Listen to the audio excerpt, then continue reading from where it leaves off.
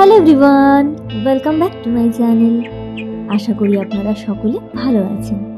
আমার চ্যানেলের নতুন আরেকটা ভিডিওতে আপনাদের সকলকে অনেক অনেক স্বাগত। আজকের এই ভিডিওটা কিন্তু কোনো ব্লগ ভিডিও নয়। আজকে আপনাদের সাথে আমি আমার এবছরে শীতকালের বাগানে কী কী ফুল লাগিয়েছিলাম সেটাই শেয়ার করব। মেনলি আমার এবছরে শীতকালের বাগানটাই থাকছে আজকের ভিডিওতে। আর হ্যাঁ, তার সাথে আমার এই ছোট্ট বন্ধুগুলির দুষ্টুমি তো রয়েছে। যারা বাগান করতে ভালোবাসেন, যারা নিজেদের বাগানকে শীতকালে রং বেরঙের ফুলে ভরিয়ে তুলতে ভালোবাসেন, আশা করছি আজকের এই ভিডিওটা তাদের ভালো লাগবে। আর এই ভিডিওটা যদি আপনাদের ভালো লেগে থাকে তাহলে আমার চ্যানেলটা সাবস্ক্রাইব করে আর ভিডিওটা লাইক আর শেয়ার করে আমার পাশে থাকার অনুরোধ রইল। আমি প্রত্যেক বছরই অন্যান্য সিজনাল ফ্লাওয়ারের সাথে কিন্তু চেষ্টা করি এই সিনারিটা যেন আমার বাগানে অবশ্যই থাকে। এত ব্রাইট কালার, এত ভালো লাগে এই ফুলগুলো। আর আমি না মাটির টব, প্লাস্টিকের টবও যেমন ব্যবহার করি, সেরকম বাগানে কিন্তু এই প্লাস্টিক ব্যাগগুলোও ব্যবহার করি। আমরা যখন মাটি কিংবা প্লাস্টিকের টবে সার, মাটি সব কিছু ভরে তারপর গাছ লাগাই, সেটা কিন্তু অনেকটাই ভার হয়ে যায়। যারা এটা অ্যাভয়েড করতে চান তারা এই প্লাস্টিকগুলো কিন্তু ব্যবহার করতে পারেন। এছাড়া টবের থেকে এটা কিন্তু অনেকটা কম খরচেও হয়। আর ওই দেখুন, জুনি কিন্তু দলবল নিয়ে বাগানে চলে এসেছে।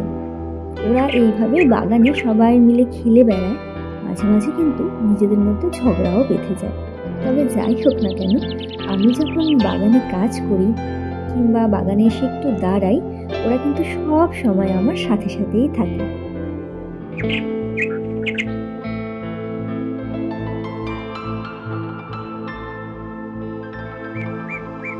যারা বাগান করেন তারা এটা ভালোভাবেই জানেন যে একটা খুব সুন্দর বাগানের পেছনে অনেকটা সময় আর পরিশ্রমের প্রয়োজন হয়। আমাকেও সেটা করতে হয়। তবে হ্যাঁ, যখন একটা ছোট্ট গাছ পরিশ্রমের পর, অনেকটা সময়ের যত্নের পর ফুলে ভরে যায়, তখন কিন্তু ওই পুরো পরিশ্রম আর সময়টা যে দিয়েছি সেটা একদম সার্থক মনে হয়। আপনারা এবছর শীতে কি কি ফুল গাছ লাগালেন কমেন্টে কিন্তু অবশ্যই জানাবেন।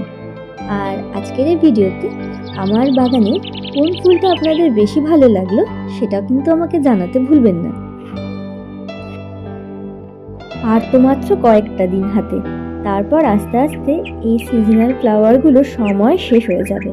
তারপর আবার গ্রীষ্মকালের বাগানের জন্য নতুনভাবে প্রস্তুতি শুরু হবে। তবে হ্যাঁ, যে পার্মানেন্ট ফুলের গাছগুলো রয়েছে সেগুলোকে তো তার মতো যত্ন করতেই হচ্ছে।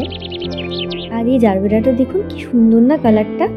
আর এই ফুলগুলোর সব থেকে বেশি ভালো লাগে, কেননা ফোটার পর বেশ কয়েকদিন থাকে, ফুটেই কিন্তু 2-1 দিনের মধ্যে নষ্ট হয়ে যায় না। এই জন্য এই ফুলগুলো আমার এত ভালো লাগে। একটা ছোট্ট চারা গাছ থেকে শুরু করে সে গাছটার ফুলে ফুলে ভরে যাওয়া পর্যন্ত জার্নিটা কিন্তু অতটাও সহজ নয়। এক একটা গাছের এক এক পরিমাণ জলের প্রয়োজন, সময় মতো পরিমাণ মতো জল, ঠিক মতো সার।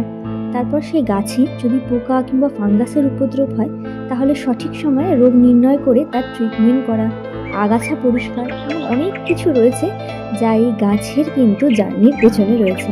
তবে লাকিলি যেহেতু আমার বাড়িতে সবাই গাছপালা ভালোবাসে, সেই জন্য এই কাজগুলো আমাকে একা করতে হয় না।